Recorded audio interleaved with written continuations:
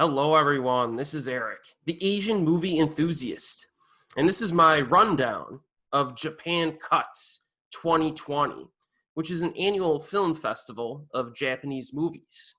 Now, like most film festivals, you usually need to travel to a particular city, like New York City, book a hotel for a while, buy tickets for the films you want to see, and hope they don't sell out before you could get in. It's not exactly the most convenient thing to do, especially considering how these festivals might last between 1 or 2 weeks.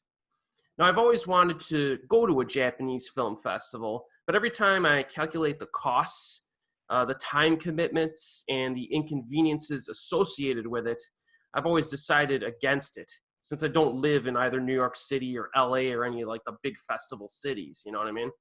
So I've never really participated in a Japanese film festival until now. So given the current situation that the world is in, Japan Cuts has decided to go online with their 2020 slate. And that includes a few projects from some big name directors. You get a few big name Japanese actors in this as well. And I am quite delighted for this opportunity, but I had to make a decision on how I wanted to cover this festival on this YouTube channel. So I came up with this strategy. This is what I'm doing. I paid my own money for an all-access pass that gives me the opportunity to watch every single film from the festival. Now, my goal was to upload a rundown video, this video, in the middle of the festival. Okay, so that would give you guys, my viewers, the opportunity to, maybe go through my video or just get some recommendations from me and figure out which movies in the festival you would like to see. And then that would give you another week to watch these films online.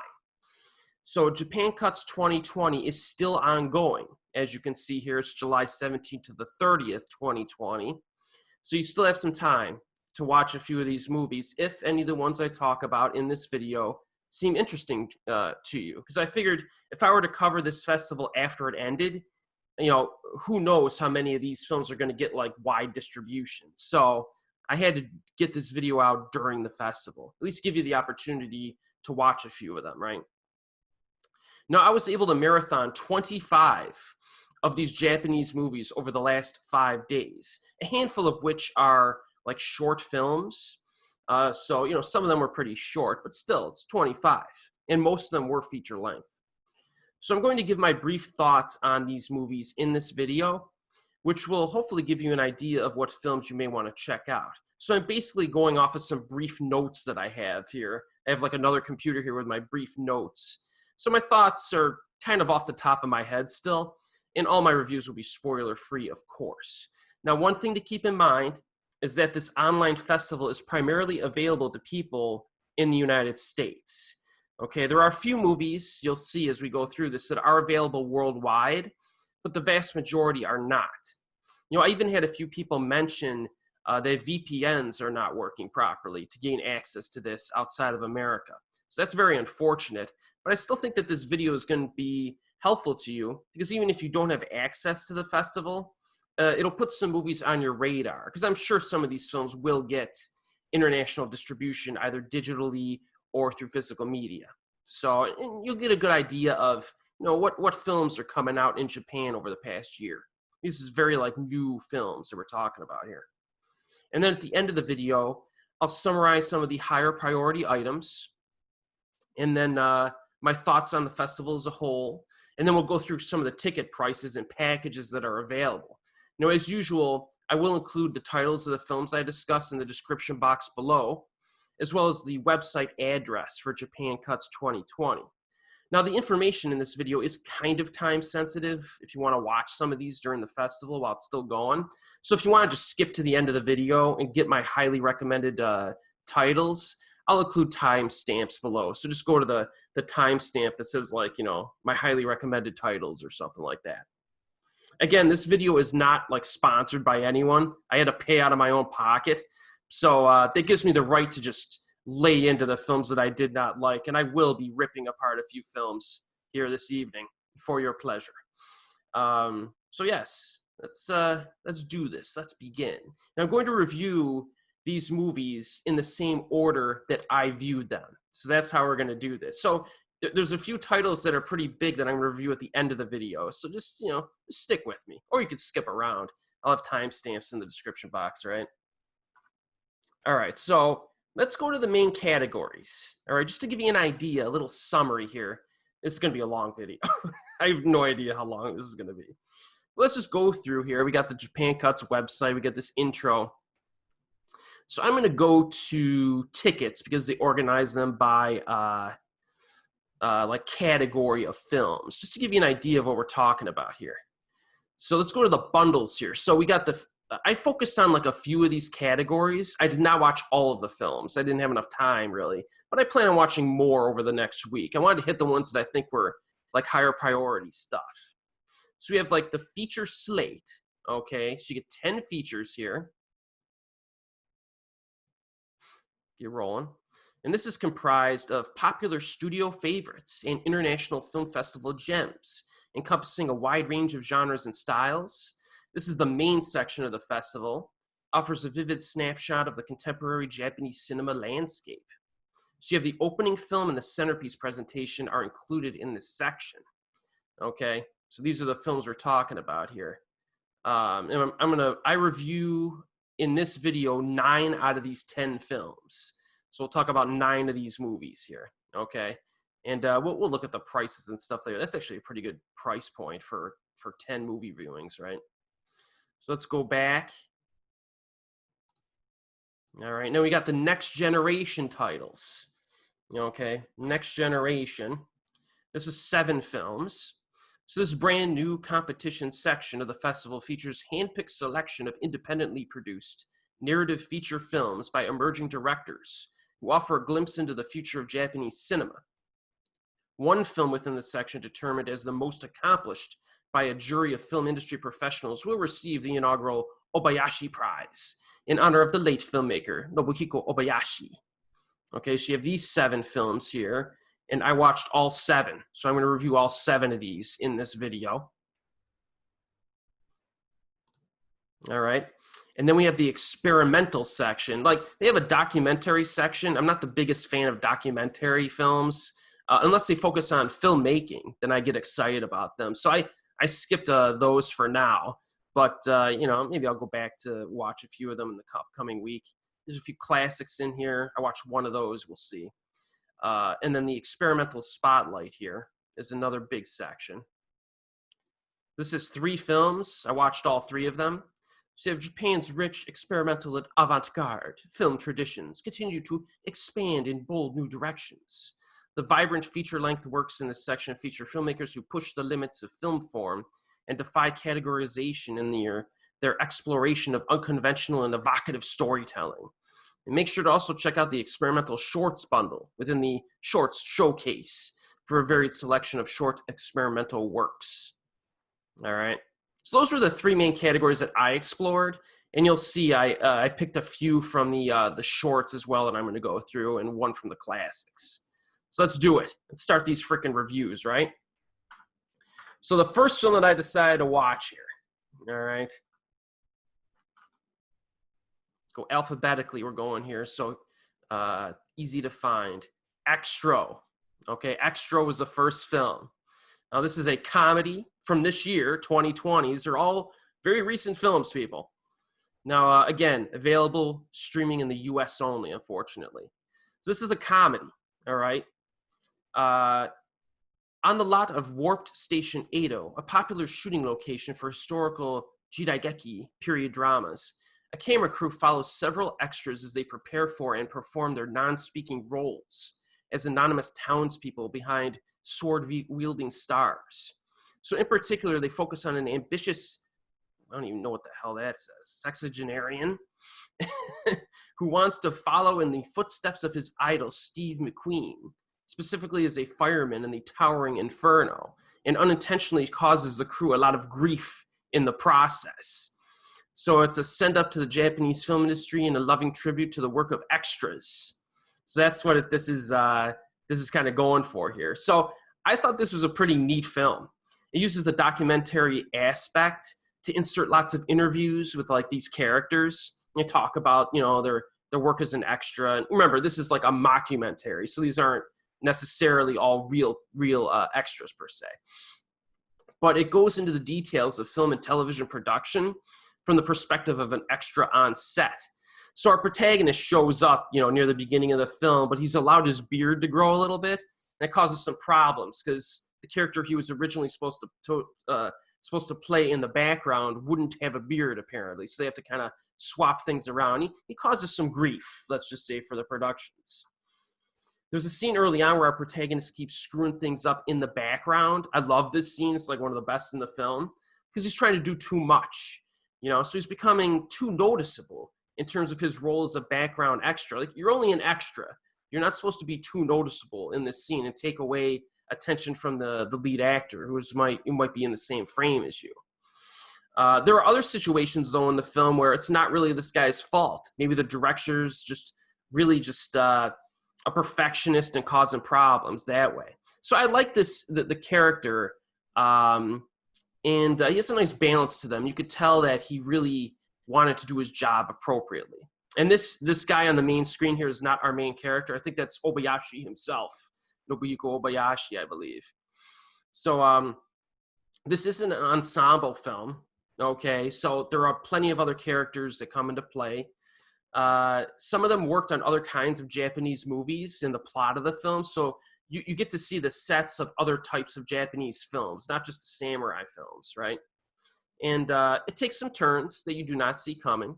The comedy is pretty low-key, more charming than you might expect. The funniest moments, in my opinion, are related to the cancellation of the release of some of these films that they're working on, which are like related to public relations disasters, which is pretty freaking hilarious. Some of those scenes I laughed out loud. So this is kind of similar to something like Uzumasa Limelight, but it's far more comedic in tone here. So I really enjoyed this one. I strongly recommend it. I would say that this is a higher priority item, and it's a debut from this director, who is Naoki Murahashi. So yes, that's a good one. I really enjoyed it. All right, so the next film I watched is an animated film. All right, so where is it here? Animated film. On-Gaku, Our Sound. Okay, this is a comedy drama. Pretty short runtime, 1 hour and 11 minutes. Again, from this year, U.S. territory only. All right. So, in the lazy days of summer, a trio of bored high school delinquents, without any musical skill or clear motivation apart from the encouragement of a girl classmate, decide to start a band. And when the stakes are raised and they get invited to perform at a local music festival, however, the group's leader, starts to get cold feet. So it's adapted from a manga, and it's a feature animation completed over the course of 7 years with over 40,000 hand-drawn frames, handled almost entirely by the director. Okay, and they compare it to Linda, the live-action film. So this one's been making its rounds, it's getting some pretty high acclaim. Now, when I saw it, as expected, given the budget, quality of the animation is fairly low grade, as you can tell here. After a while, you get used to it, though, and you just kind of accept it as a stylistic choice almost, even if it wasn't due to budget limitations. So it's not really a big problem for me. And there are a few neat sequences of colorful animation throughout as well. So it does look nice in spots. Our protagonists here have a reputation for being troublemakers and delinquents. Some people are actually scared of them.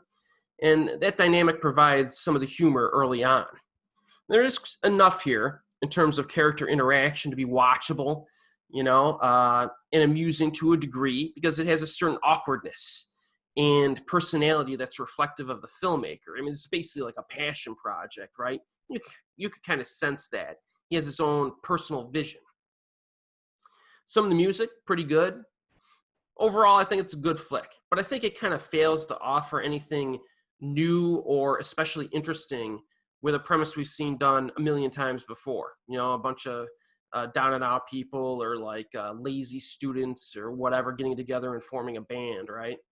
But this was consistently good from start to finish, but I think it lacked anything exceptional, that really makes it stand out and makes me want to rewatch it a lot in the future, which I won't be doing. For the purposes of comparison, I'm going to watch Swing Girls like 50 more times before I come back and watch this one, just as like a comparison there.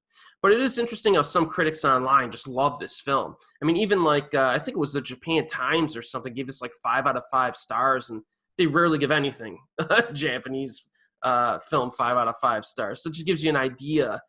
Some of the critics really love this. I don't like it quite as much. So I would not actually say that this is a high priority title, believe it or not.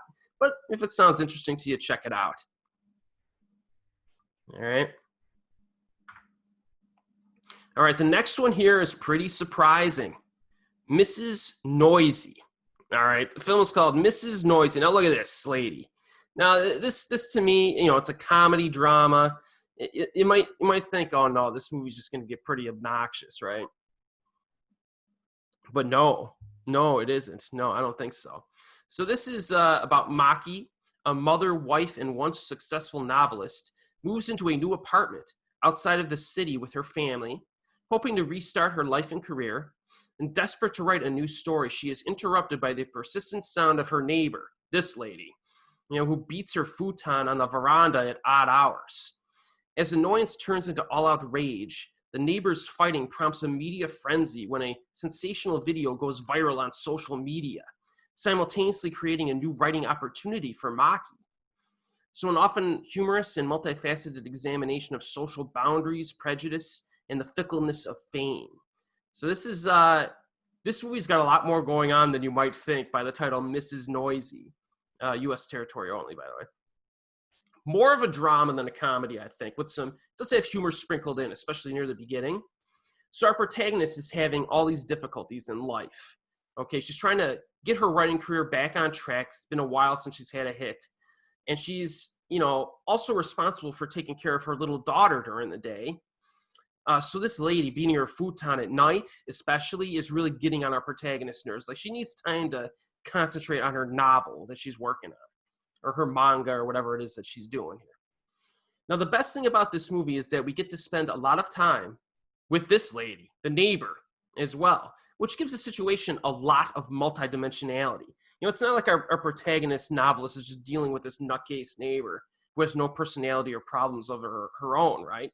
You know, on the contrary, the neighbor is fleshed out, and we see things from her perspective as well.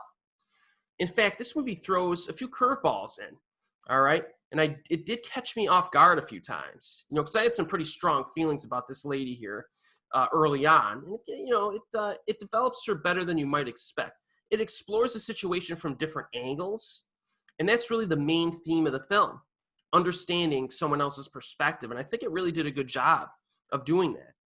You know, it definitely exposes the trend of narrow-minded, selfish thinking that permeates our society as well. You know, there's some handling of internet fandom in this film, profiting off of a mean-spirited fan base. Some good commentary on the sensationalistic nature of media as well. So this movie's got some good content in it and good social commentary. Definitely has its heart in the right place. I think most people will enjoy this if they decide to watch it. Although, random question for those of you who live in Japan, is there really discrimination in Japan against curved cucumbers? Like, do stores refuse to stock and sell cucumbers if they're not perfectly straight? I'm just wondering. It just seemed a bit odd. But this movie's surprisingly good. I would consider it a high priority, actually. I've not seen this director's other films, but now I want to. All right, our next one is a big one. It's a big one. Special actors. You're probably thinking to yourself, why is this a big one? I don't understand. Well, you'll see very soon. It's a 2019 film.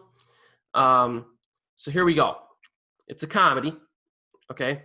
Following the unexpected and immense success of his breakout indie debut, One Cut of the Dead, director Shinichiro Ueda delivers another inventive comedy with an ensemble cast of mostly unknown workshop actors in a meta-narrative full of playful twists. Painfully shy and prone to stress-induced fainting spells, Kazuto nevertheless has dreams of being an actor. And after a chance run-in with his brother, he joins an unusual agency that hires out actors to play people in real life. So before long, a young woman comes to the actors with a desperate plea to help save her families in from the clutches of a pseudo-religious cult named Musubiru, requiring a high-stakes sting operation that involves acting their way into the shady organization's inner circle. So it's a pretty cool premise for a movie, and you got the director of One Cut of the Dead at the helm here. This is big time here, okay?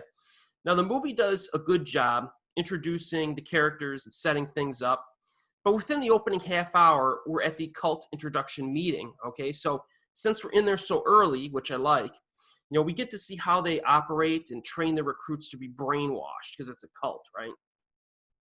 And this movie definitely depicts those organizations as ridiculous, but in somewhat low-key, realistic ways. I like the music inside the cult meeting areas, especially early on. It sounds like aquarium music or something. Now, script writing-wise, this film is less dynamic and detailed when compared to One Cut of the Dead, which had a pretty phenomenal script, that film. Okay, the script here is not as good. It does move rather slowly as well, especially during the middle section.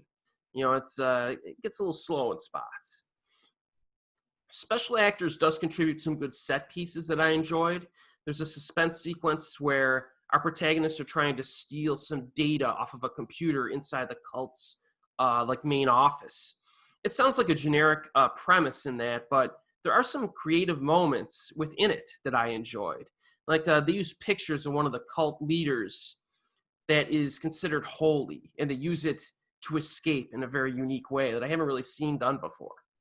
The finale of the film is fun as well. I liked it.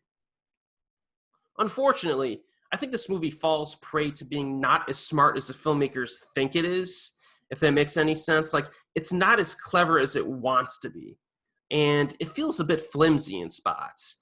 You know, the ending, like the very ending, it almost over-explains like what happened, as if the viewer like wouldn't get it if they just, like, I got the ending before the actually ending happened, like maybe just through a few visuals that I saw. I'm like, ooh, so that's what happened. But then they go on and just explain it through like actual dialogue, which I felt was overboard. You could trust your audience. We're smarter than that, right? Yeah, and actually, I don't know. This movie reminded me slightly of an American film that came out a few decades ago. It'll be interesting to see if anybody else noticed it. But it did kind of, I don't know. It's not a ripoff, let's put it that way, but it did have a few similarities to a certain film from a few decades ago. So it'll be interesting to see if anyone points that out in their reviews when more people see this. This is a pretty good film. It's a pretty good film. It's not bad or anything. It has enough entertainment value for me to give it a pass grade. But fans of One Cut of the Dead will definitely want to check this one out and decide for themselves. But I think it's a downgrade. I think a lot of people, if you're going in expecting One Cut of the Dead 2.0, you're going to be disappointed. Even if you're not expecting that, it's just not that great of a film. So this director couldn't like maintain that level, which is a bit understandable. And this is definitely a downgrade, even though it's watchable and pretty good. All right. So I'm just telling you, just being honest here, people. All right, let's go to the next one here. My Sweet Grappa Remedies.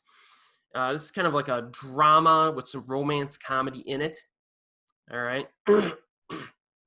Okay, it's from 2019. So Yoshiko Kawashima records her thoughts in pithy diary entries musing on the essentials, bicycles and seasonal alcohol consumption and quiet contentment of 40-something single life, working in a small publishing office.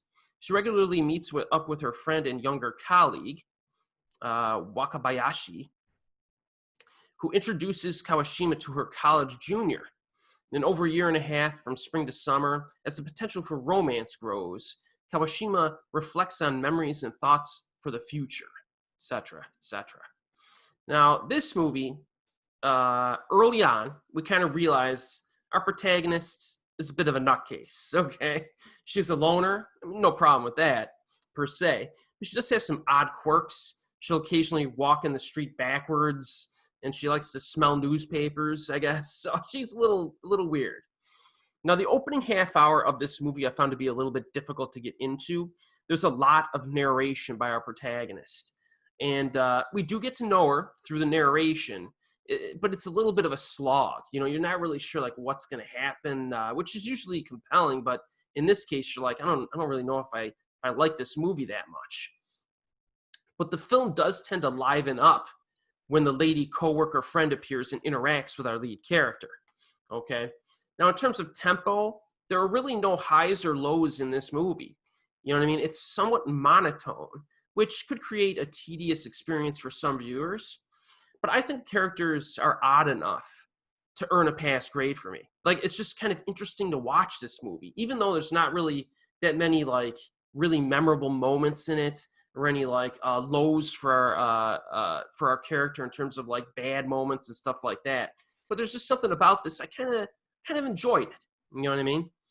There's a certain warmth that bubbles to the surface as the film progresses, even though it lacks those memorable moments. Now, this director, Akiko Oku, has made some films prior to this. I did see Tremble All You Want, which was actually, I think, a little better than this film, to be honest with you. I enjoyed that one.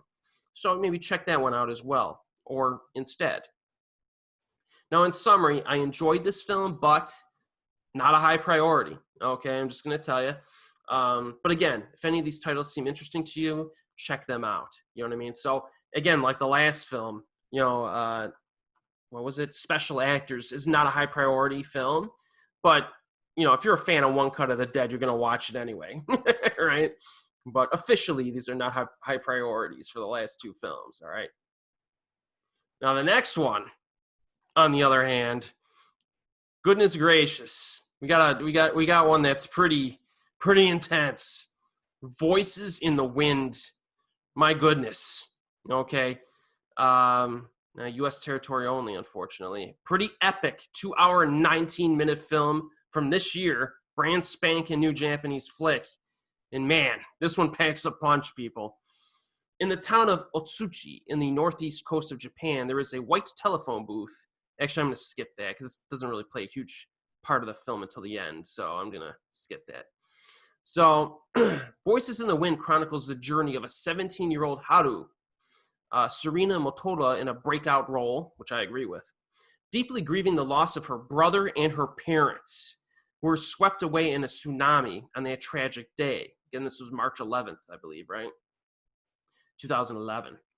Now, as she hitchhikes from her aunt's house in Hiroshima through Tokyo and Fukushima, on her way back to her hometown of Otsuchi, a tender and quietly devastating road trip drama that finds Hiroshima-born director Nobuhiko Suwa returning to his home country to make a film for the first time in 18 years. Okay, and this was at the 70th Berlin International Film Festival already there. And again, remember, all these films are in Japanese with English subs, or at least most of them are. A few of them have different languages, but if I don't mention it, it's in Japanese with English subs. So I'll start by saying this. Okay, Voices in the Wind is a really good movie. Like, really good. But it's also pretty depressing. Okay? This movie makes Grave of the Fireflies look like Paul Blart Mall Cop. Like, this movie comes correct, people. Now, thankfully, those emotionally devastating aspects are executed in pretty subdued ways. And there's very little melodrama in this, which is good. It's deceptively quiet in its intensity, which makes it really impactful. I mean, things get heavy within the opening 20 minutes of this film. The opening 20 minutes, it gets heavy. Our protagonist is a completely broken person, basically a shell of a human being, before the plot even kicks off, okay? But from that point on, it's essentially, like it says, a road trip movie, where this girl meets a variety of people while hitchhiking to Iwate.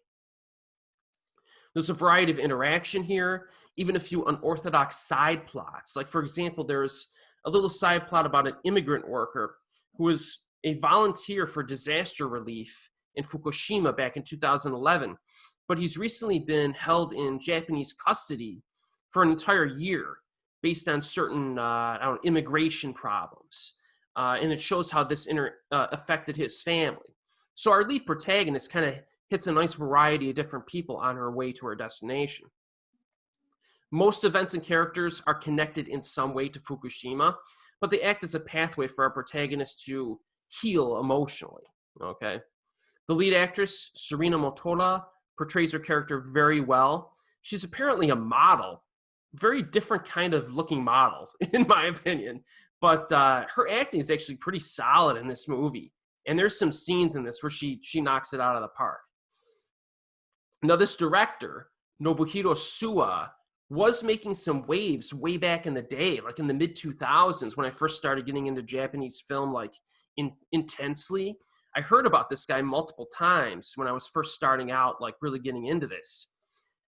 Big-time film festival circuit guy, all right? His earlier films were very, very art house, you know what I mean? But worth watching if you could get a hold of them, like Two Duo, Mother, and H Story are worth watching, but you got to be a real art house aficionado to really, I guess, enjoy those. Okay, so this guy's pretty hardcore. And then he went to France for like a decade or more. He just wanted to get into French film and do some films over there. And now he's back, and he made this movie, which is, in my opinion, his best film that I've seen. Okay, at least of his Japanese films. This one's the best. So it's a good comeback. I hope he stays in Japan, makes more. Now, again, this is a 2-hour, 19-minute film. It's pretty heavy stuff, emotionally, okay? It hits hard, and it's very well made. It'll hit home for certain viewers who have lost close relatives who have passed away, especially recently. You're going to get some teary-eyed moments in this, okay? The final sequence is it includes a long uncut shot of our girl inside of a telephone booth, and it's fantastic. It's great. So this is a high priority title. If you can handle the emotional heaviness of it, check this sucker out. It's one of the best that I saw while going through this festival release set here. All right. Now we're going to go a little bit more mainstream here. We're going to get a little bit more mainstream. Fukushima 50. Now, this is the one, I mean, I heard about this one last year. You know what I mean? Like, oh, this movie's going to come out. Even before this movie got made, I heard about it. It was like big news. You know what I mean? So this is a suspense drama, 2 hours. Okay. Again, brand spanking new from this year. And we see a well-known actor there, Koichi Sato. And also Ken Watanabe's in this as well. So when the magnitude 9.0 Great East Japan earthquake struck off the coast of Tohoku region in northeastern Japan, March 11, 2011. Again, we're seeing more and more Japanese films that deal with this traumatic event. You know, it caused a massive tsunami that soon reached the Fukushima Daiichi nuclear power plant. In Fukushima 50, as waves penetrate the facilities, shift supervisor Toshio Izaki, played by Koichi Sato, assesses the overheating reactors while coordinating with plant manager Masao Yoshida, played by Ken Watanabe, who mediates with TEPCO headquarters amidst micromanagement and government inaction. Okay, so this is based on a book, and it's pretty detailed in real-life events. So this movie, in terms of pacing, the crap hits the fan within the opening minute. The movie doesn't waste any time, okay? Thankfully, this movie does take some shots at the bureaucratic failures and executive failures of the companies that are involved that occurred during the handling of this event. Actually, it throws a lot of shade in that regard, which I like to see. You know, a film like this, if it's mainstream, maybe it doesn't quite take those shots. You know, it like softballs. But this one doesn't. It hits pretty hard. Although I will say it's probably an overly simplistic way of throwing people under the bus, though, because the higher-ups in this were raging douchebags in this movie. I actually enjoyed the bureaucratic subtext in Shin Godzilla more than this, okay? If only because the characters felt more realistic and balanced in that Godzilla film. But again, this movie does a pretty good job. Not a lot of character development in Fukushima 50. Obviously, you get a feel for our two leads throughout the film. And this is more of a suspense thriller, very detailed regarding the frantic countermeasures that were implemented by men on site when this nuclear meltdown was happening. You know, people are running around fighting possible meltdowns, which is pretty engaging to watch. It does get a little bit repetitive at times, I would say, though. It does. The only other film I've seen from this particular director, whose name is Setsuro Wakamatsu. It was a film called Whiteout from 2000, which was kind of like a generic action flick. I thought it was just kind of mediocre. I think this film was actually better than that one, but I haven't seen many of this director's other films. Now, the Caucasian actors in this movie, pretty bad. I thought we were making some strides in that regard, but no, they're bad. Most of their scenes are pretty terrible, but they only get a few minutes of screen time, no big deal. The other actors are all good. The Japanese actors are all good. So, I would even say that Ken Watanabe is really kind of the lead character in this. Although Sato gets a lot of screen time as well. But if you're a fan of Watanabe, maybe give this a shot. I think this is a good movie. I do think it's good. It's not great. Okay, it's not great. But it's a good one. So, check it out if you want. Not high priority, though, I don't think, in my opinion. All right. Now, this is where I started getting into a little bit of a rut here in my selections. But we're going to get hot again after the next small handful of titles. So just stick with me here. All right. So the next film here. All right. Again, most of these films I never even heard of until I started watching them. So you have My Identity, 2019.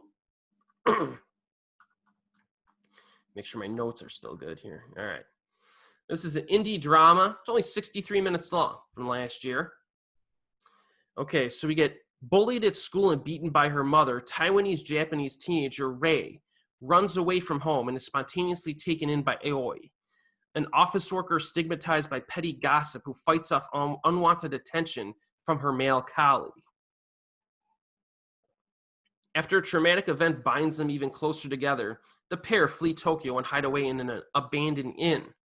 And together they create a utopian space of female camaraderie and solace, with occasional picnics and trips to the mesmerizing Seitenkyu Palace. But before long are forced to face reality. All right. So this film, performances, pretty good. But they do feel like a little bit of a downgrade when compared to the films we've discussed so far.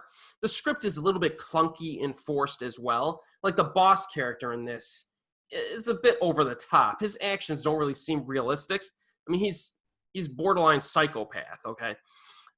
One key event early on, I'm not sure if it's really makes sense. Seems kind of contrived. Like I just kept thinking, like, just call the cops, tell them what happened. I mean, well, what's the big deal here, But instead, our protagonists run away. You know what I mean? And, it kind of provides an explanation later as to why, but I didn't really find it all that convincing. And then, of course, they stumble on this abandoned inn, which is in great shape. Like, was it just abandoned, like, a few days ago? So that seemed a little bit contrived to a degree as well. So, yeah, this movie has some script writing problems. In terms of positives, though, I like the way the movie was shot, and I like the friendship between the ladies. You have the adult lady and then the younger girl, and I think they have some pretty nice chemistry. That's essentially the core of the film, and it works. So that's kind of like a big positive. Like I said, it's a little over an hour long, easy to sit through. I like the relationship between the leads. But I almost feel like the brevity of the film almost compromised the film's depth of character and story, which it kind of tries to do. So this movie, I think it's passable despite its flaws. Again, not a priority unless, unless it really interests you and you feel like watching it. All right, the next one. Yeah, let's see what we got here. This movie's called Sacrifice. Cool title. All right, this is an indie drama, only 76 minutes long. 7 years after predicting the 2011 Great East Japan earthquake, again we get a reference to that event, while she was unwittingly involved in a doomsday cult called Sacred Tide, college student Midori continues to have visions through unusual powers of premonition. That's pretty cool. Meanwhile, at the same school, the duplicitous Toko, who desperately seeks to escape her mundane life, suspects her classmate Okita of being the culprit behind a string of disturbing cat killings and the murder of a classmate. All right. So evoking the natural and human-induced disasters of 3/11 and the Shinichiro sarin gas attack of 1995. Sacrifice ponders the cyclical nature of violence, trauma, and resentment. Okay. It sounds way more interesting than it actually is. I'm just telling you right now. Okay, near the beginning, you're not sure if Toko is going to be a likable girl or not, which is kind of good. It adds little complexity here. She seems to be blackmailing Okita about his crimes, but she does not demand anything from him immediately. So you're kind of wondering, like, what does this girl want exactly? And we eventually find out. The story is a bit fragmented, but it does maintain interest for a little while. I like the editing in the film, very sharp. With editing this sharp and abrupt, it's somewhat unnerving. It's a bit of suspense. Unfortunately, the dialogue seems a bit shallow, and the script writing in general does not seem to explore all of these interesting themes that we're seeing in the plot synopsis as much as it should. Okay, this is dialogue heavy. This movie's dialogue heavy, but those interactions lack energy and feel too explanatory. They're just like data dumps. You know what I mean? This movie, its biggest problem, it severely lacks visual storytelling. I mean, there's way too many scenes of characters just sitting around or standing around talking about things that would be far more interesting to actually watch happen. It's extremely dry and pretty boring, in my opinion. It reminded me of the Takashi Miike film, La Placa Switch, or however you pronounce it. If you decided to watch that film from a few years ago, it's one of Miike's most boring films in his entire filmography. It's just people sitting around talking about stuff that would have been far more interesting to actually watch happen. And that's exactly the problem with this movie. Performances are average. There's a side character who walks around in like a camouflage outfit that's kind of annoying. The character's not really that compelling. Again, only 76 minutes long, but it does feel longer. Kind of lost me by the 50-minute mark, and I stopped caring after that. And the final resolutions are pretty unsatisfactory. So I do not recommend this, unfortunately. The next one. This one got me fired up. You think I was fired up with the last one? Just wait. The Murders of Oiso. Crime film. Sure. A crime drama suspense. Whatever it says, it really doesn't apply here. So we get set in the titular seaside town of Oiso, Kanagawa. Takuya Misawa's sophomore feature explores the tense bond between four friends, loafing through flexible employment and as underlings in a corrupt construction company. The 20-something men's callow jealousy and childish resentment spins out of control following the death of their boss. Okay, so it's an examination of small-town corruption, toxic masculinity, of course, and the fetid angst of wasted youth. All right, it's none of those things, okay? This movie was so difficult to get into, and I never actually got into it at any point. Glacially paced, so uneventful that it's hard to pay attention to what's happening. Okay, there are so many scenes of characters just walking around, driving around, or doing everyday things, which can be interesting if done properly, okay? But there's so much dead weight and dull filler in this film, it's ridiculous. Films like this kind of piss me off, all right? Conflicts are introduced, never developed. They involve wafer-thin characters that you don't really care about or aren't even interesting to watch. 79-minute long film, brutal to sit through. I had trouble sitting through this. There's nothing else to say about this film. It's just a black hole of nothingness. You know what I mean? I think there's a few reviews online that I kind of read, and I did not find them convincing in their defense of this film. Films like this are actually one of the main reasons why I basically refuse to write full-length reviews for like websites because of movies like this. I can only imagine someone assigning me to this festival. They're like, hey, you want to review the Murders of Oiso for our website? I'd be like, yeah, sure. You know what I mean? What is there to talk about? This movie is like nothing. I can barely think of like a paragraph to write. Okay? There's some times where reviewing a movie feels like work. Reviewing this movie, it would have been work. All right. And I read it was apparently a Japan-Hong Kong co-production. Like it makes any difference. You can't tell watching it. So yeah, no, I don't recommend it. All right, next one, an improvement. It is an improvement. We're gonna start getting hot here soon. Just stick with me. Beyond the Night. This is a drama romance. Okay, 2019. Again, you keep seeing the territories down here, U.S. territory only. Okay, and most of the ones that we're seeing so far.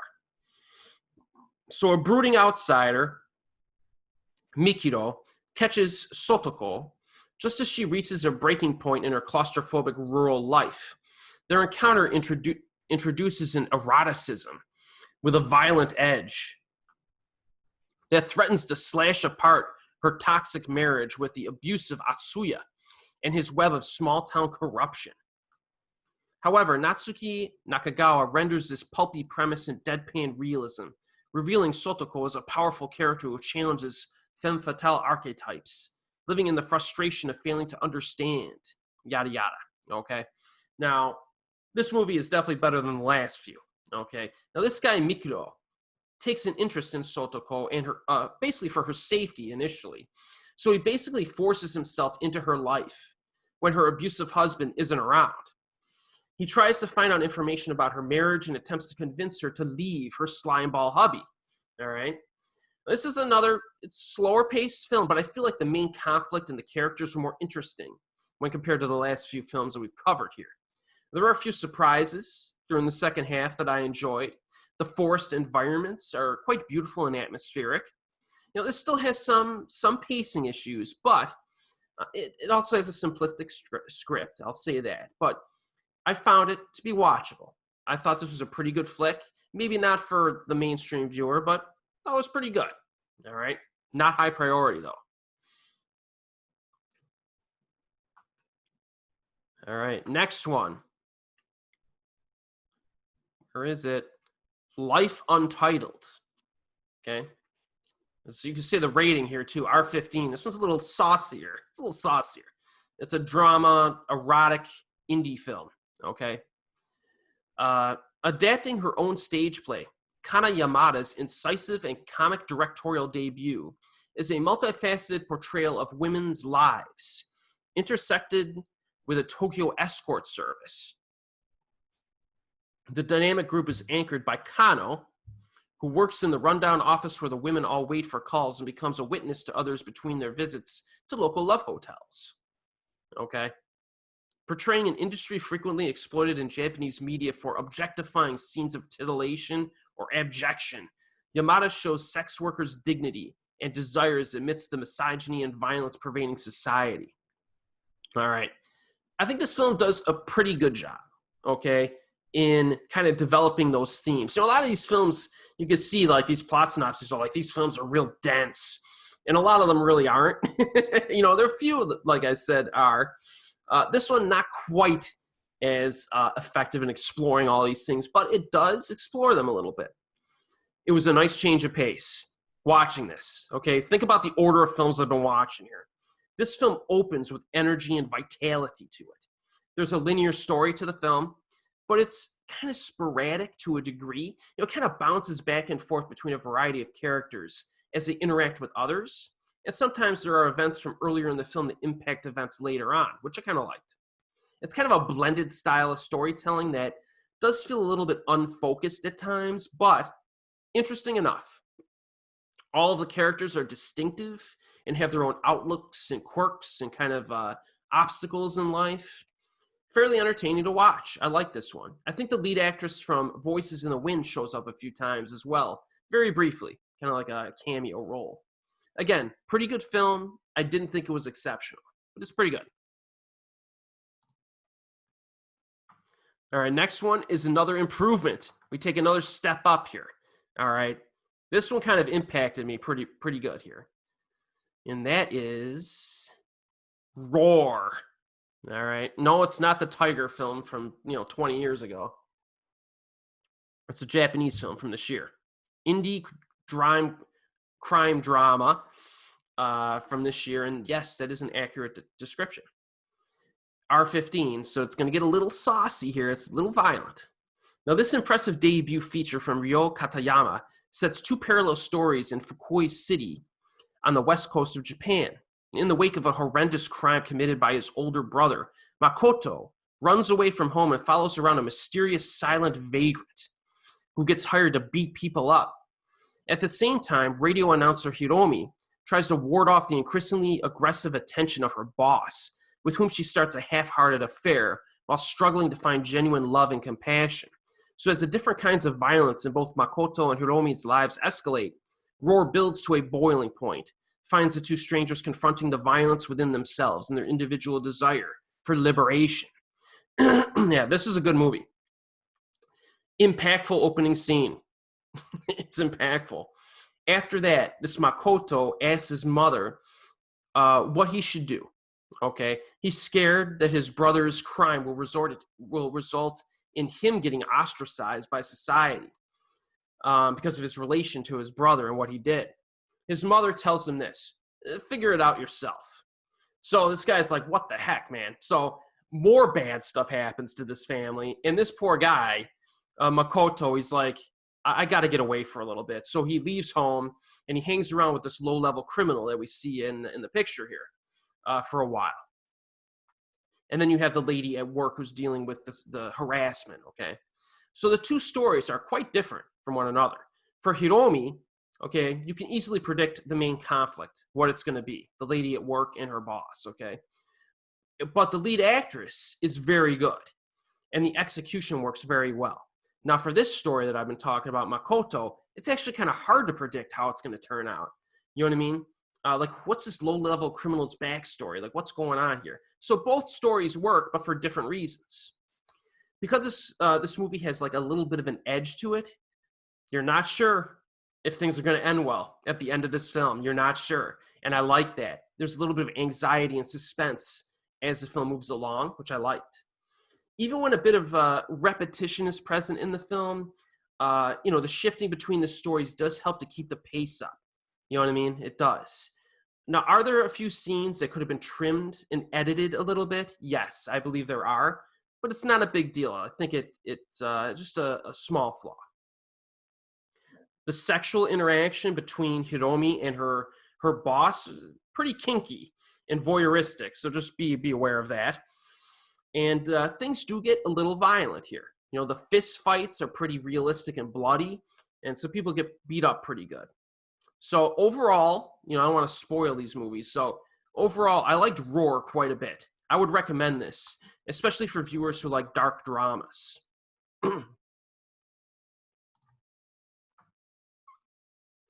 right, now we do our experimental trilogy. All right, we do an experimental trilogy here. So we shall go into the avant-garde and the explorations of the human condition through visual and auditory storytelling, or whatever you want to say. All right. Now, I do like movies like this if they're done right. So we got a nice variety here. So now we start with Cenotes. Okay, Cenote. All right. This is only an hour, 15 minutes long.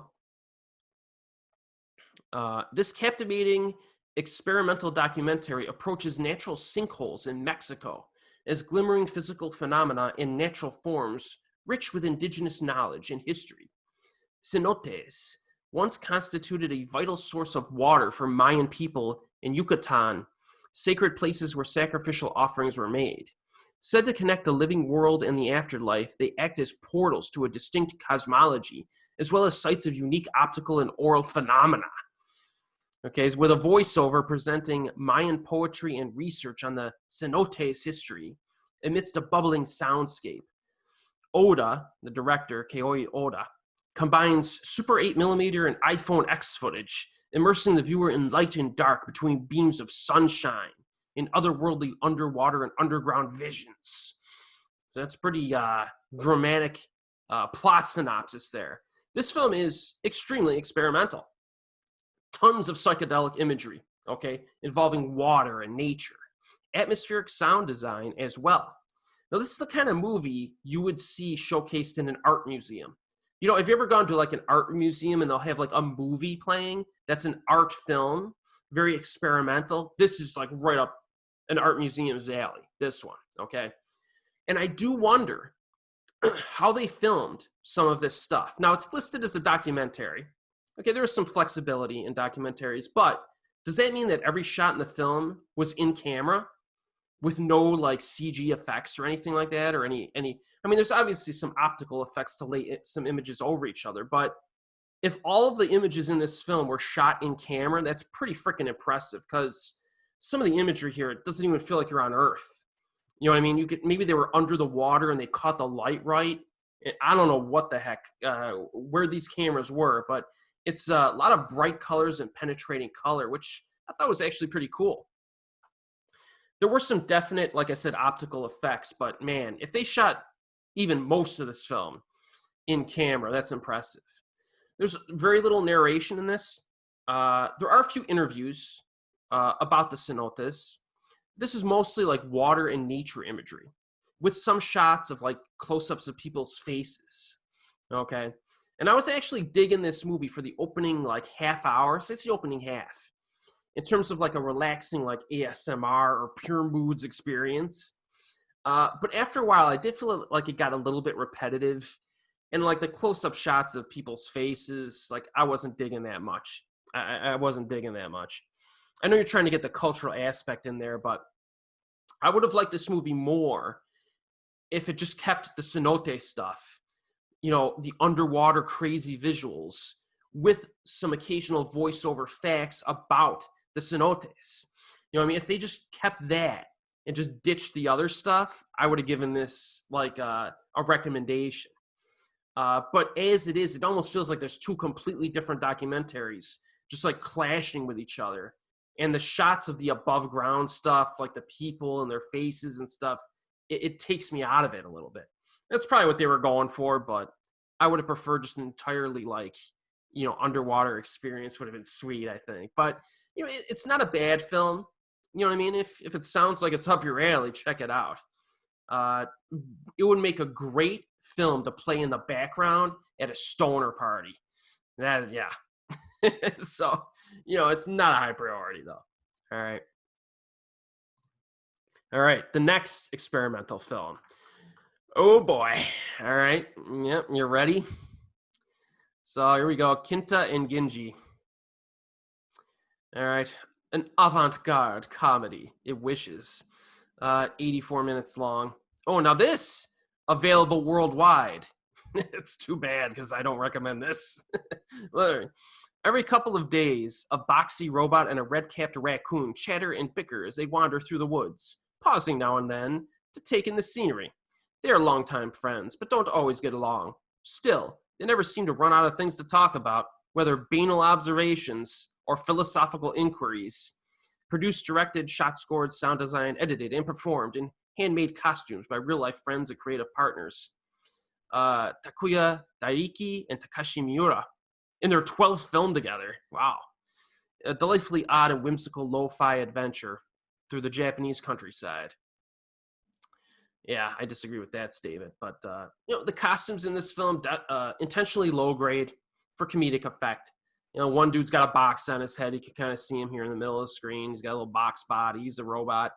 And the other guy's just wearing like a mask of a raccoon. So it's kind of funny when you first see them. But this is an 84-minute film. Okay. Heavy reliance on dialogue. These guys talk about all kinds of things. Are they a morning person or a night person? They talk about fishing, working out, philosophical stuff, their acquaintances, climbing trees, etc. That's the entire film. Okay, these dudes walk around a forest and maybe a few other environments and talk about random stuff for 84 minutes. Comedy, it's average.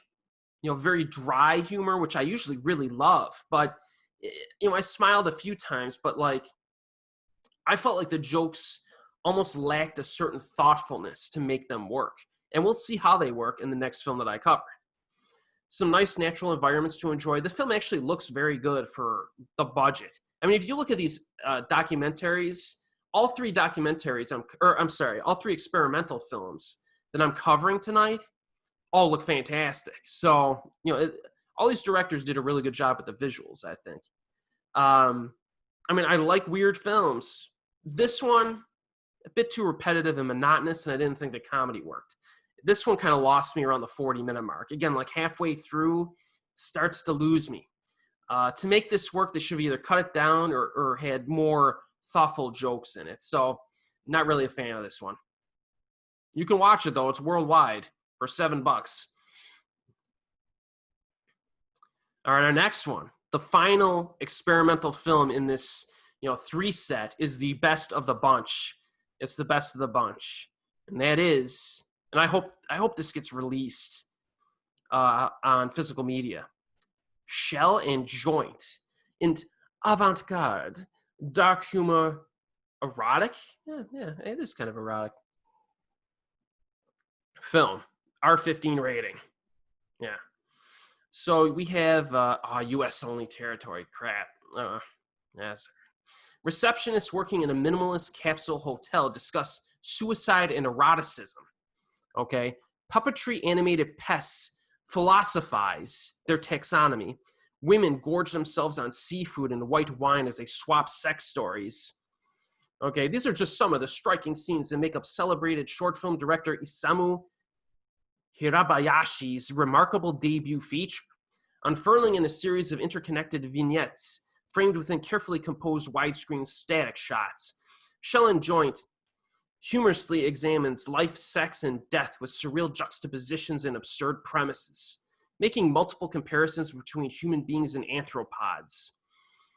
Hirabayashi seems to echo one central question throughout. Is life just a scientific phenomenon or something else?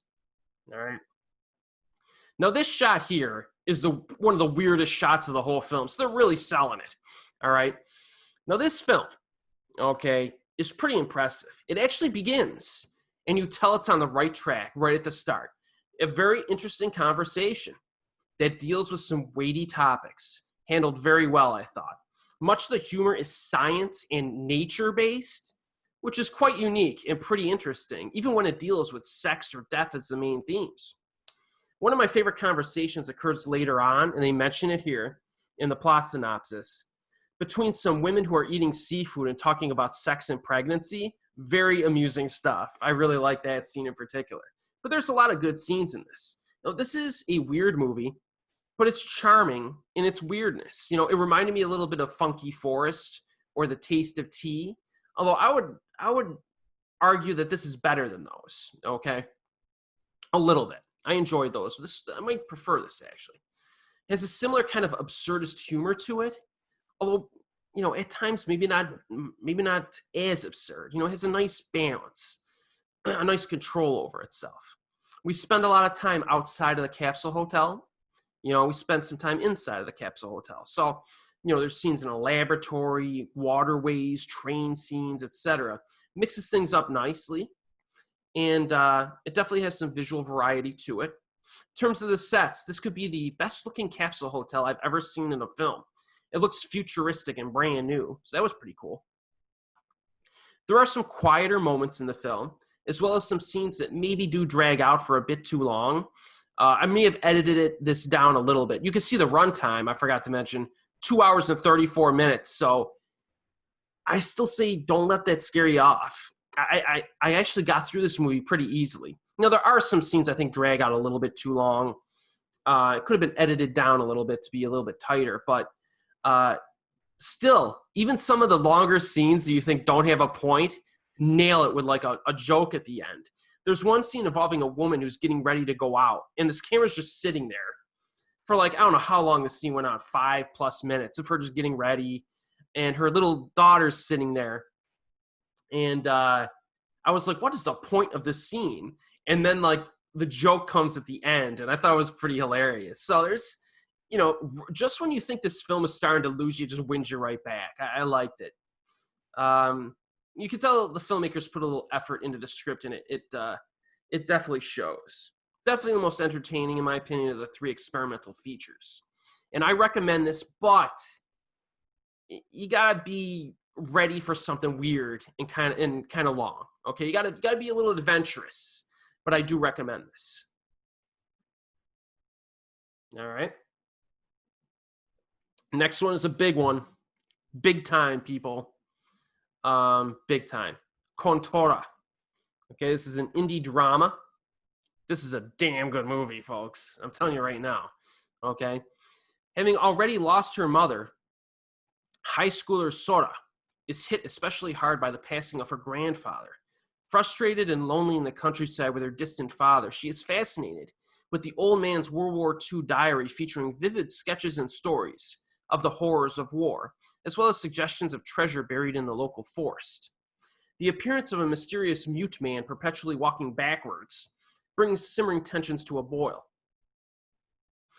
Kontora offers a haunting tale of how one era can speak to another, as well as the pain of being lost in memories. An exceptionally accomplished second feature shot in 10 days by Ansho Chauhan, featuring rich black and white cinematography. All right, so this film shot in 10, that's absurd. This is absurd, because this is one of the best films that they're including in this festival. Okay, 10 days, that's absurd. Very good job. So our lead character here, a bit of spunk and energy to her right from the start of the film. I mean, her bicycle kind of breaks and she kicks it down a hill because she gets pissed off. So she's got some spunk to her, all right? A bit temperamental, but she's got a little bit of an attitude that's I guess, charming and commendable. She generally knows what she wants to do. She's a tough cookie, okay? After the opening half hour where things are getting set up, kind of difficult to predict where this movie is going. I'm not going to spoil it for you.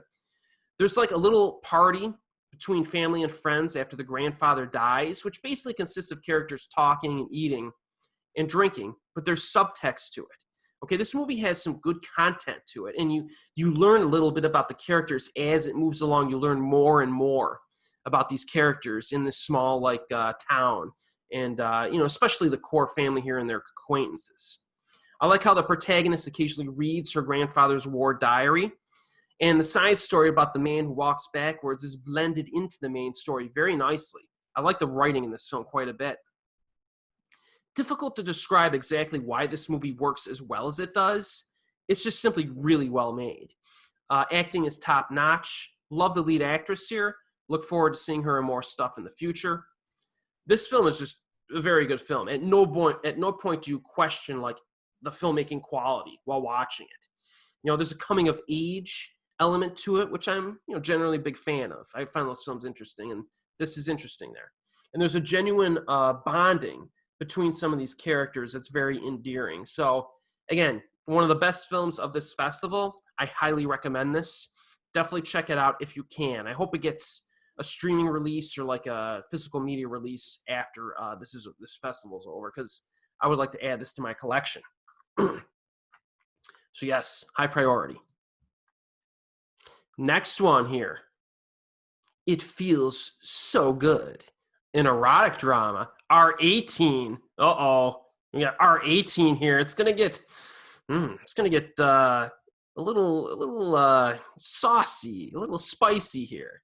Now, okay, there's no nudity here. That's good. I can not edit that out.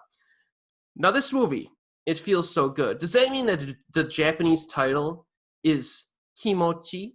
No, I looked it up. I wanted the Japanese title to be Kimochi so bad, but it wasn't. It wasn't. It's something else. So this is probably not a direct translation, unfortunately.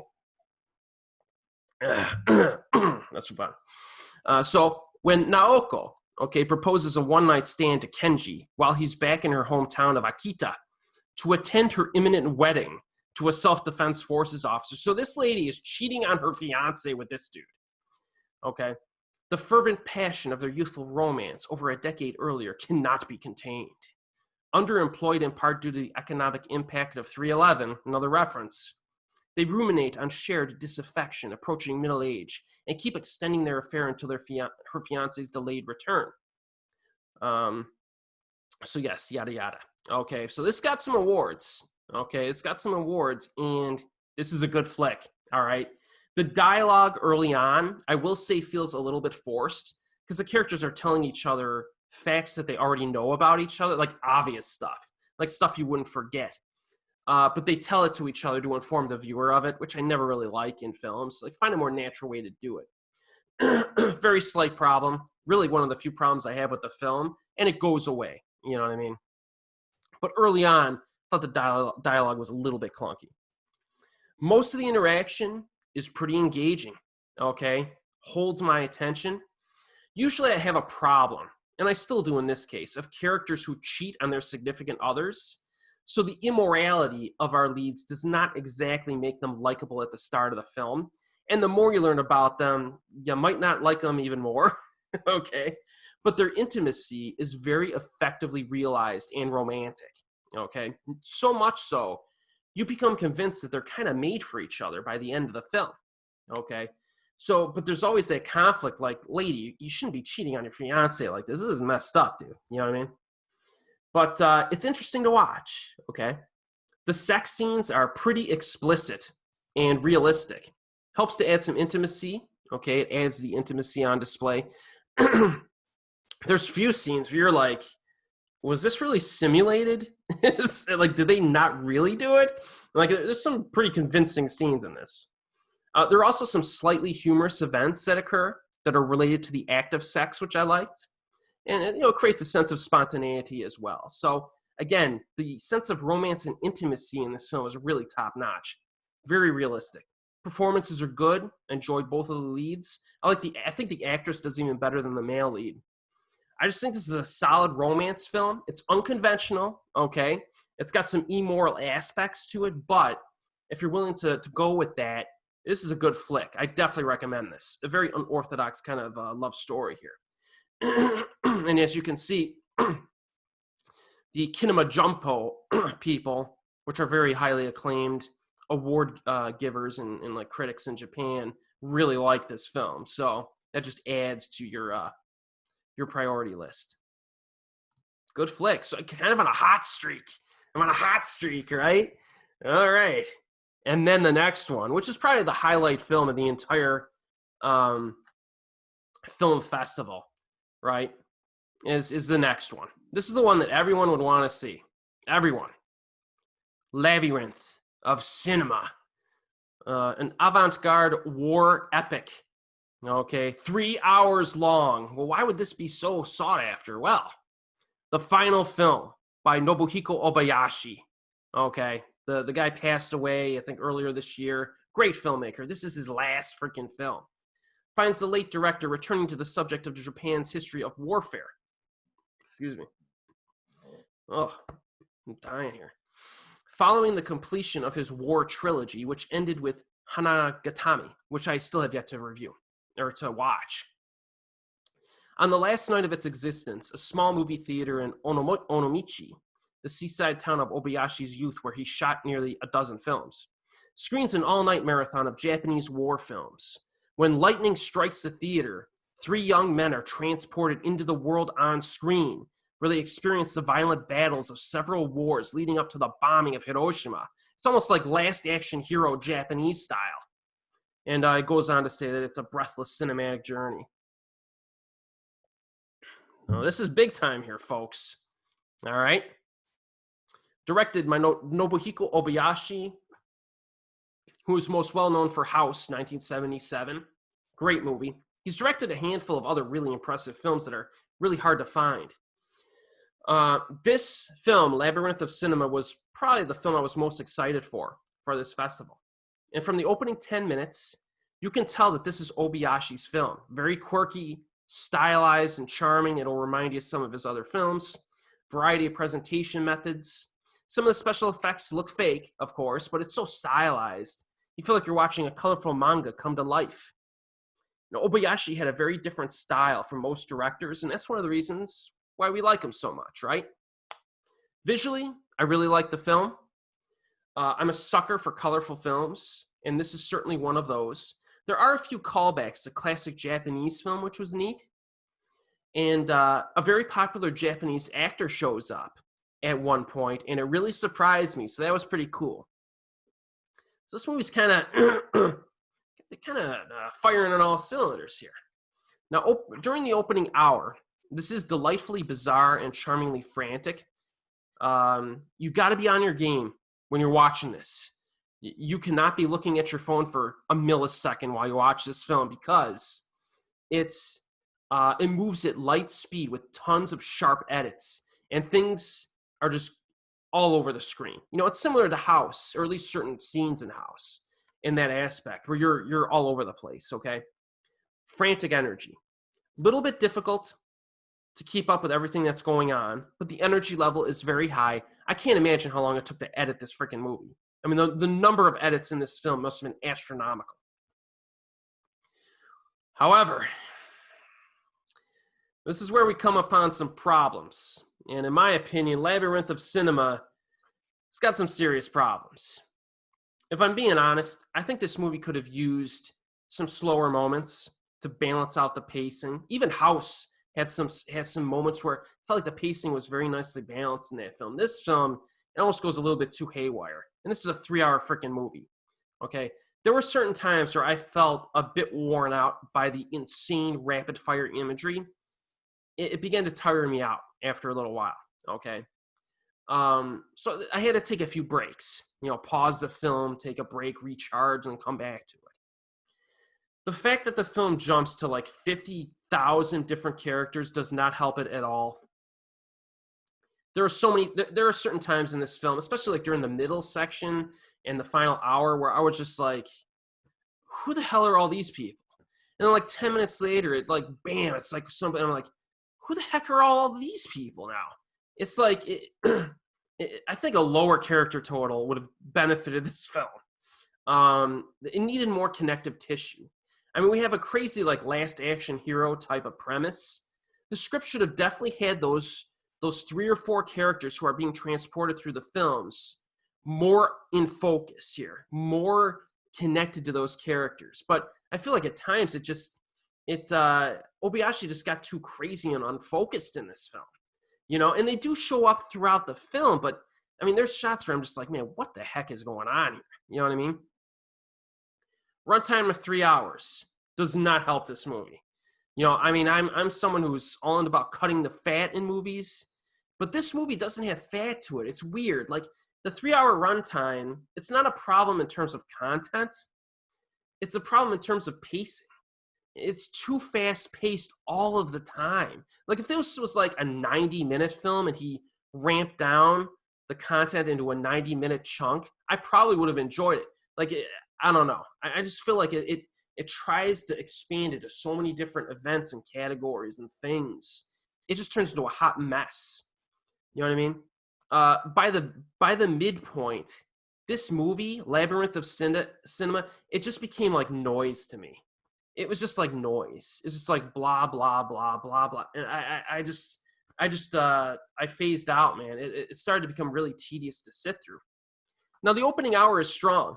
You know what I mean? It's classic Obayashi, balancing things nicely. You got an intriguing premise. We're about to get into this movie world. But the problem is that this is a 3-hour movie, and it just like loses that balance at times. There's one scene in the film that I think is just reprehensible. I think it is. It involves an 80-year-old man and a young woman. So yeah, don't watch this movie with young kids in the room. Okay, that's your warning. Now, think about the movies that I review on this channel. Category 3 films. Nasty Japanese revenge films. Okay? There's a scene in this film that annoyed me far more than any scene in those films. Okay? Because it's so lazily executed and obnoxious in this movie. Like, there's a scene, and you'll see it, with the 80-year-old dude and the young girl. It was such a stupid freaking scene. I feel like explaining it to you of how freaking stupid it is. It involves like you'll know what it is when it involves like a drawn-on mustache and he's singing a song. I'm just like, what is this? And it's reprehensible at the same time. It's just a terrible scene. Now, imagine remember how I reviewed Robotrix or Robotrix a few weeks ago? Imagine if that film was making a serious dramatic statement about women's rights in Hong Kong. I mean, it's just piss off. You know what I mean? So this movie at that point began to infuriate me. And there was still an hour left in the freaking movie. So, I don't know, man. Labyrinth of Cinema is supposed to be like this great anti-war film. Earns none of its attempts at drama. Like, none of them. Dramatically, I think this film is pretty pathetic. I'm just being honest. Generally speaking, Obayashi is very good at riding that line of weirdness without getting obnoxious. Not the case here. He completely just lost control of this film. Completely lost control of it. After that opening hour, there's a distinct lack, I think, of craftsmanship in the film. It's the equivalent of someone screaming in your face for 3 hours. That's how I would describe this film. I know, Obayashi passed away just a few months ago. Labyrinth of Cinema is his final film. The dude was a great director who directed, a number of really good films that really need a wider release. So a lot of people are going to be rushing out to kiss this movie's butt. They are. Okay, that's a natural reaction to this. I'll be the first one to stand up and say, I think this movie sucks. It's one of Obayashi's worst. I'll say it right now. So, now a lot of people, I see online, everybody's loving the film. There's like letterbox reviews, 5 out of 5 stars, 5 out of 5 stars. So that's fine. That's fine. But I'll be the one to say that I did not like it. And I just can't see myself sitting through this film ever again. Maybe the opening hour, and then I'll turn it off. So, it's hard to say that this isn't a high priority, but in terms of quality, it's not.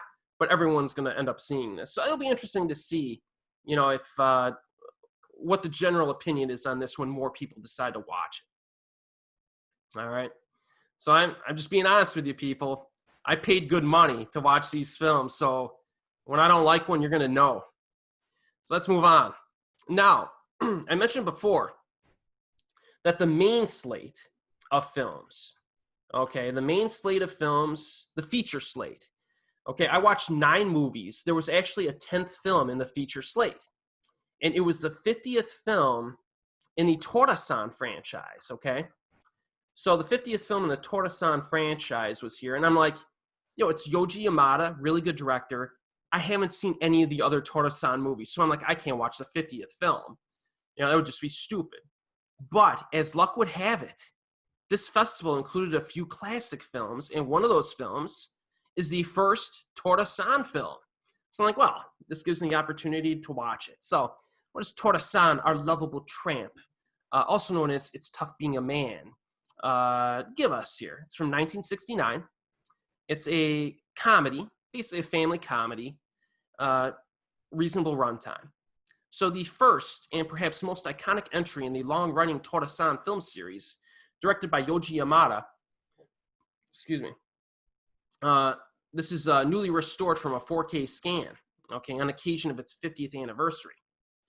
Now, after a 20-year absence, traveling salesman Torajiro Tora-san Kuzuma, played by Kiyoshi Atsumi, returns to his hometown of Shibamata in the Shitamachi area of Tokyo, a group of neighborhoods distinguished by its no-nonsense working class, and the family-run Dango, rice dumpling confection shop, run by his aunt and uncle. So after reuniting with his younger sister, he bumbles his way into her romantic life. Okay? So this film, directed by Yoji Yamada, a man who won me over with his thematic samurai trilogy from the 2000s. I think it was Twilight Samurai, The Hidden Blade, and Love and Honor. Definitely check those out. The Hidden Blade is one of my favorite samurai films of all time. Finally, nice to check out my first Tora-san film. I think I don't know if maybe I had access to these films historically. I know I have, but maybe the first one kept eluding me, so I didn't want to watch any of them until I saw the first one. So now I have my chance. One of the unlikable aspects of this guy he's a piece of work, all right? He gets excited or drunk and loses all sense of tact or class. And that usually results in him insulting people, and that gets everyone into trouble around him. There's like a dinner table scene early on. He just acts like a total douchebag and ruins his sister's chances of marriage. It was like a matchmaking meal. So can this character become likable? Like I was thinking early on in the film, like, I don't know if I'm even going to want to watch the rest of this movie if this guy's this obnoxious the whole film. But he does become more likable as the film progresses. Scriptwriters balance him out a little bit, which was really important. In fact, sometimes his shenanigans end up helping a situation now and then, which is cool. I like the eventfulness of this film. There are multiple dramatic scenes that could be considered the finale for a film like this, but they're spaced out nicely during the runtime and are pretty entertaining. A good movie, but I liked it. I think it's a good flick. Check it out. I don't know if I could see myself watching another like 49 films with this character in the lead role, though. You know what I mean? I mean, think about it. Zatoichi, the original run, was only like, what, 26 movies or something? So this has like twice as many as the Zatoichi original series. It's supposed to be pretty popular. But, you know, good flick, but I can't see myself like watching all of the rest. So I watched that one instead of the 50th installment. All right, now we got some short films here. Now, some of these are pretty interesting. All right, we got I would say a big one, a big short film. Wolf's Calling, a suspense kind of drama, 17 minutes long. We got Tadanobu Asano right there, too. So you got Toshiaki Toyoda directing this. Now, he in real life was arrested in 2019 for unlawful possession of a handgun, which was a familial keepsake. And he was eventually released without charge. And he responded with this 17-minute period drama based on his experience. So you start the film, a girl in like the present time finds a handgun in her attic. And the symbolic object conjures a mystical scene of samurai, okay, gathering within a moss-grown location in a shrine in Tochigi Prefecture. All right. So this movie's pretty cool. All right, only 17 minutes long. Now, Toshiaki Toyoda is a very good director. Most of his films are worth watching, with a few exceptions, but definitely check out Blue Spring and Nine Souls if you get a chance. And after this little short film is over, you do get an idea of how a Japanese person might feel if they're holding a gun for like the first time. Pretty interesting. Like, if you think about it, and very cool to watch. Beautifully shot in forest environments. The color green is accentuated. Score is very atmospheric. A few big-name actors in this, as you can see. Watch past the end credits, because there's a bonus scene at the end with another big-name actor. And then you can watch this introduction video. A lot of these films have introduction videos. Watch this with Toyoda. I think he's a pretty funny guy. He seems to have a bit of a moxie about him that I liked. So if you're going to watch some of the short films, I think this is higher priority because you're dealing with a big time director or a big high quality director, and it's pretty interesting if you like kind of like I don't know, weird, a little bit on the weird side short films. All right, now before I forget, there's another Toyoda film that I want to see, and I gotta point this out now because I'll freaking forget. Day of Destruction. I have not watched this because it's not available yet. It's only available on July 24th from 12 a.m. to 11:59 p.m. Now, I think this is Eastern Standard Time, but double check if you really want to see this. It's a supernatural monster occult film, 57 minutes long, brand spanking new, directed by our boy here, Toshiaki Toyoda. So I am like chomping at the bit to watch this, and I can't yet. When this video airs on my channel, it's going to be right. It's going to be close to when this movie's available. So I'm really looking forward to this. I'm not even really reading a lot of this, but man, you look at, and it's available worldwide except Japan, which is kind of weird. So this is a worldwide one. So if you have, this is the one that I would say, I haven't even seen it yet, but I would want to watch this if I was like somewhere else in the world, because I get a feeling it's going to be pretty good, but we'll see. Toyoda can get pretty weird. He could get pretty weird, just so you know. But yeah, that one's on my radar, baby. I'm watching that one when I can. All right, another short film here. See You on the Other Side. See You on the Other Side. 2019. Okay, kind of an indie romance, thriller maybe, 24 minutes. Consensual. Polyamorous relations between Hiroki, Natsuki, and Kanako are injected with palpable tension following their cohabitation, resulting in an unexpected turn of events. This is a pretty cool flick. I liked it. Oh, it's streaming worldwide as well. That's nice. See, some of the short films seem to be worldwide. Okay, only 24 minutes long. I think this is nicely acted and interesting to watch. Sets everything up pretty well. Throws a few curveballs in. It almost lost me at one point because I was like, I don't know about this. But then it won me back. So Difficult to discuss without spoilers, but I thought this was a good movie. I enjoyed it.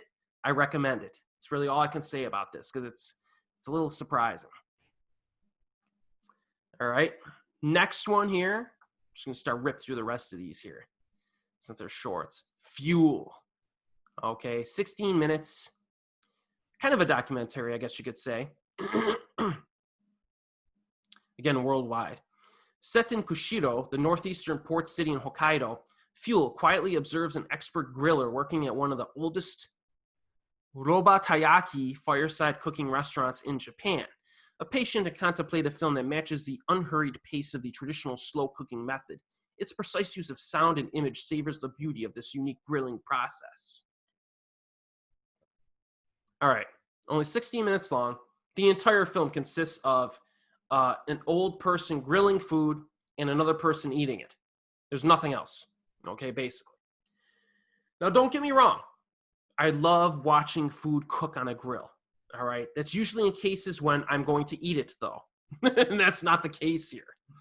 Okay, so that's a little bit of a problem. However, just analyzing the film, what they were going for, I almost feel like they got it wrong. Like, I understand the intended goal, but they drown out the sounds of the cooking. They drown it out. Like, you can't even hear the cooking happen. Like, they drown out all the sound. They have other stuff going on in the background. Like, you know what I mean? Beats and stuff like that. So you don't even get the sizzling of the food or the crackling of the grill. I think that's the biggest misstep of the film. Really. I mean, the movie's about grilling, and you drown out the sound of the grill. Like, if anything, you should over-accentuate it, right? So I didn't understand that decision. But overall, I really don't think this is necessarily worth your time. You're just watching a person grill food and a person eat it. But apparently he wanted to showcase this particular restaurant or, thing. So, whatever. Not a big priority, obviously. All right, we only got a few left. Hang with me, people. We only got 2 left. All right, where's Tokyo Girl? Where are you, Tokyo Girl? All right. 8 minutes worldwide. Okay. A maximum speed sonic visual collage that pierces the spirit of the contemporary zeitgeist through the perspective of a young woman navigating it. Featuring monologue and on-screen text, the film was produced in January and very much situated in this window at the end of the Heisei era and beginning of the commencement of the then nameless Reiwa. Okay, so this is, again, it's 8 minutes long, and it packs a lot in that 8 minutes. Okay, it's rapid fire images, rapid fire narration, like real fast. Kind of hard even to read all of the dialogue. It's going so fast, okay, and the subtitles. It's a data dump from a 20-year-old girl's mind. Okay, but because it's only 8 minutes long, it does kind of work. I like this. It shows her frustrations and her contemplations and stuff like that. Again, super fast paced. You might have to watch it multiple times because you'll miss some stuff, but kind of difficult to keep up with it. But I kind of liked it. It feels genuine and raw. So hey, it's avant-garde, people. It's avant-garde, and I kind of liked it. Last one. All right. Wheel music. Japanese, again, drama, short, 14 minutes long. I don't know how this is a comedy. I don't know. Rolling along on a bike or floating in a doctor's office's seasonal hamster display, Wheel music explores the aesthetic feeling and social character of Sendagi, an old town in Tokyo under urban development in preparation for the planned Tokyo 2020 Olympics. Well, that's not happening, right? That's next year, hopefully. So you get it. He's trying to, director's starting to get this area documented, I guess, right? It basically consists of raw footage of this Sendagi area. You have some bicycle shots from bicycles, images of people hanging around at a park, playing baseball, that sort of thing. We get a few splashes of avant-garde imagery and close-ups of fish to kind of mix it up a little bit. I wasn't like the biggest fan of this one, unfortunately. Like, I watch a lot of YouTube videos, and some of the YouTube videos I watch are from vloggers in Japan who will ride on their bikes and and film areas, or walk around in film areas of Japan for people like us in America to see. And I thought those videos were actually better than this short film, to be honest with you. Even like just strapping a GoPro camera on your bike and riding around, you get to see the area. And I felt sometimes this the filmmakers almost like outsmarted themselves, and instead of just showcasing the area, it kind of didn't do as good of a job as I thought. So that's all I got to say about this. It's not all that great. Again, plenty of YouTube videos out there that showcase certain neighborhoods and aspects in Japan a little better than this film did. That's it. That is it. So, yeah. I have no idea even how long this video is going here, but we'll see. So your higher priority titles, all right, in my opinion, is Kontora, Voices in the Wind, Extro, Mrs. Noisy, It Feels So Good, Roar, Shell and Joint, and Wolf's Calling is the short film. And then obviously the Toshiaki Toyoda film that's going to be coming out very soon, and you only have a day to watch it, right? Is what is it called? Day of Destruction. Okay. Now again, some people are going to want to watch Fukushima 50, right? Because it's a big time release. Some people are going to want to watch the Obayashi film. You're going to want to watch it, and you probably should, just to get your own impression. Labyrinth of Cinema, you could probably add that as a high priority, because I know no matter what you should definitely come to your own conclusion by watching it. Special actors, the director of One Cut of the Dead. Again, not one of my favorites, but it's a pretty good film, and you'll probably want to watch that, so you could probably add that to your high priority list as well. And any of the other titles that seemed interesting to you. So, yeah, that's the summary. Now, if you were unable to access this festival, put these movies on your watch list, the ones that I really liked or the ones that sound interesting to you, and see if they pop up digitally or elsewhere in your home country. Now, again, you have until July 30th to watch these in America. So let's go through the packages. I kind of showed it already. Let's go through the packages here, okay? Now, the all-access pass is still available. So if you have a lot of free time in the next week and you want to hammer out a bunch of these, that's actually your cheapest option, because that's the one I got. And, I saw 25 movies. So it's like $4 a pop. Some of them are short films, obviously, but that's, or if you liked a lot of the, go through and look at the feature slate. Did you like, this one's a big one. Feature slate is big. You got the Obayashi film that I didn't like. You know what I mean? You got the special actors film, One Cut of the Dead guy, and you got a bunch of really, really good ones. Extro's really good. It Feels So Good as a solid romance. Mrs. Noisy's really good. Voices in the Wind is really good. You know what I mean? Or, you could go to the Next Generation films, and that's kind of like a mixed bag, right? I think I liked Kontora's in here. And again, you could buy these movies individually. You could just watch like 2 movies if you want. That's Kontora and the other one other one or something. So again, just go through that way and pick out the films you might want to watch. I think it's good. None of these seem to have sold out, even though they're kind of limited quantities, right? I don't think any of them sold out yet. So that's good. Thoughts on the festival overall? Let's wrap this up. I'll be surprised if anybody watched all this video. I really enjoyed it.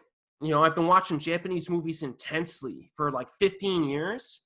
I've never seen this many brand new Japanese films in such a short period of time. You're talking like within the last year, these films have been produced and released. It's really neat. The distribution of film quality, about what I expected. Got a handful of really impressive ones, a handful of good films that are watchable, and a handful that I just did not like. And there's still a few left that I have to watch, obviously. And that Toyoda film is a top priority. I mentioned it many times on this channel.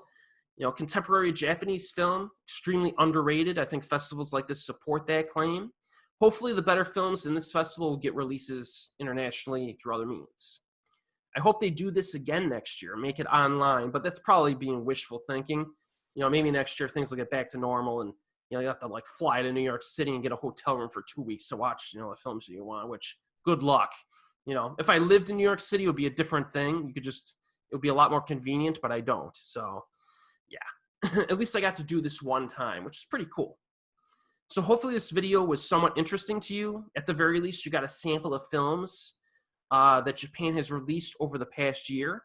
If you're unable to watch any of these, you know, just check out my back catalog. I got a playlist of Japanese movie reviews. You check out some of those. Check out some of the older stuff. And I still have some newer stuff in that playlist as well from the last decade. So lots of good Japanese stuff out there to watch as well. You know, I have some recommendation playlists as well. So, hey, as always, I guess we'll see you next time. I'm going to stop the share, go to the big screen, and end this call, baby. Have a good one.